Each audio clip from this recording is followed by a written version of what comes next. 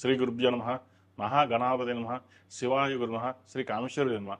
Tori శ్రోతలకి శుభోదయ శుభాకాంక్షలు. నేను మీ సోమేశ్వర శర్మ సిద్ధాంతి. మేషం నుండి మీనం వరకు ఉన్నటువంటి రాశి ఫలితాలు నా పరిజ్ఞానం సహకరించే మేరకు ఈ వారం రాశి ఫలితాలను తెలియజేస్తాను. ఈ రాశి ఫలితాలు జూలై 5వ తారీఖు నుండి 11వ తారీఖు వరకు వర్తిస్తాయి. ముందుగా గోచారం.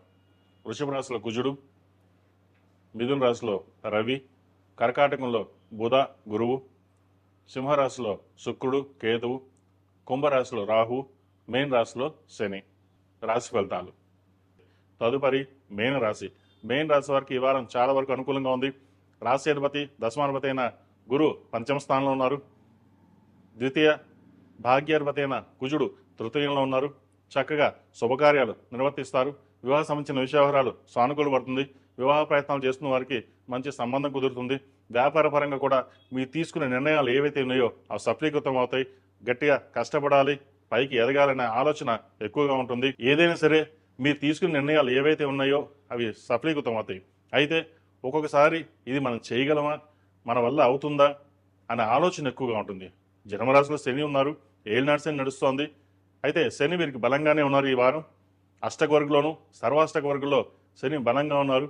అయితే కష్టపడాలి, కష్టపడితేనే ఫలితం ఉంటుంది అన్న ఆలోచన ఎక్కువగా ఉంటుంది. కష్టానికి తగిన ప్రతిఫలం వస్తుంది.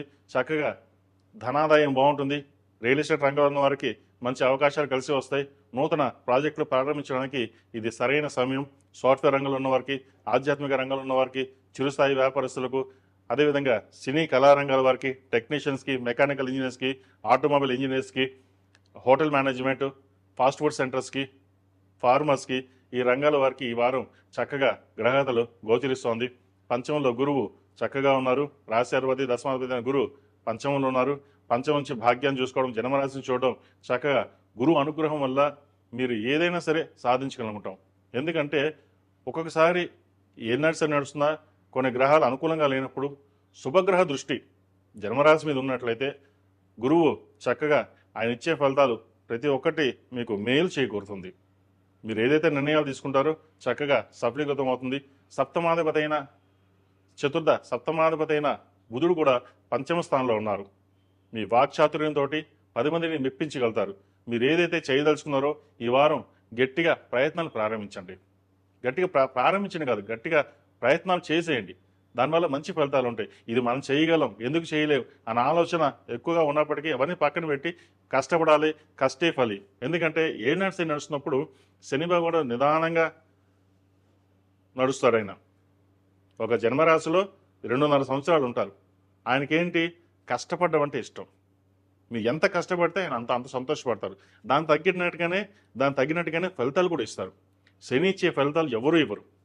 ఆయన ఎన్ని మంచి ఫలితాలు ఇస్తారన్నది చాలామందికి తెలియదు. ఏలినాటి శని నడుస్తుంది, మనకి ఇలాగే ఉంటుంది, శని మనకు అనుకూలంగా లేదనుకుంటాం. కానీ తప్పదు. మీన రాశి వారు కొన్ని కోట్ల మంది ఉంటారు. వారి గ్రహగతులు బట్టి, వారి జన్మ జాతకాన్ని బట్టి అప్పుడు వారికి బాగుంటుందో లేదా ఉంటుంది. కానీ గోచారం ఇచ్చే మటుకి ఈ వారం శని మటుకి బలంగా ఉన్నారు. మీరు తీసుకున్న నిర్ణయాలే భవిష్యత్తు నిర్ణయిస్తుంది. కాబట్టి చక్కగా ప్రయత్నాలు ప్రారంభించండి. అదేవిధంగా విద్యార్థులు కూడా మంచి ఉత్తీర్ణులు అవ్వడం, అదేవిధంగా మంచి ర్యాంకులు సాధించడం, మంచి యూనివర్సిటీలో సీట్ రావడం తప్పకుండా గ్రహతలు గోచరిస్తోంది.